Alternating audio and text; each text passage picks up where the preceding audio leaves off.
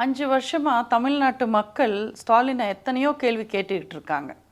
ஆனால் ஸ்டாலின் பதில் சொல்ல மாட்டேன்றாரு.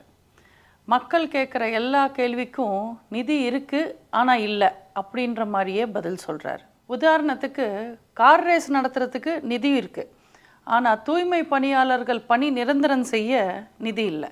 அப்பாவோட எழுதாத பேனாவுக்கு கடலில் சிலை வைக்கிறதுக்கு நிதி இருக்குது, ஆனால் கல்வி கடன் தள்ளுபடி செய்கிறதுக்கு நிதி இல்லை.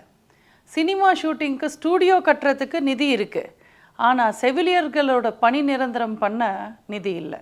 கள்ளச்சாராயம் குடித்து செத்தவங்களுக்கு 10 லட்சம் கொடுக்கறதுக்கு நிதி இருக்குது, ஆனால் மருத்துவர்களுக்கு சம்பளம் உயர்த்தி கொடுக்கறதுக்கு நிதி இல்லை.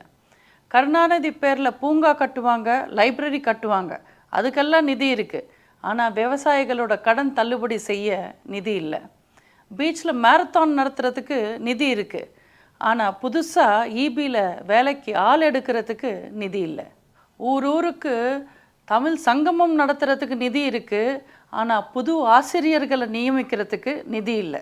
இப்படி தமிழ்நாட்டுக்கு எது தேவையோ அது எதுவுமே செய்யாமல் தமிழ்நாட்டுக்கும் தமிழ்நாட்டு மக்களுக்கும் தேவையே இல்லாத பிரயோஜனப்படாத அத்தனையும் செய்கிறவர் தான் ஸ்டாலின். இந்த ஸ்டாலினும் நமக்கு வேணாம், இந்த திராவிட மாடலும் நமக்கு வேணாம். தயவு செஞ்சு தமிழனை காப்பாற்ற, தமிழனோட தன்மானத்தை காப்பாற்ற, தமிழ்நாட்டை காப்பாற்ற வருகின்ற சட்டமன்ற தேர்தலில் நல்லா யோசித்து, உண்மையாக நேர்மையாக நியாயமாக யோசித்து எல்லாரும் ரெட்டை இலைக்கு ஓட்டு போடுங்க.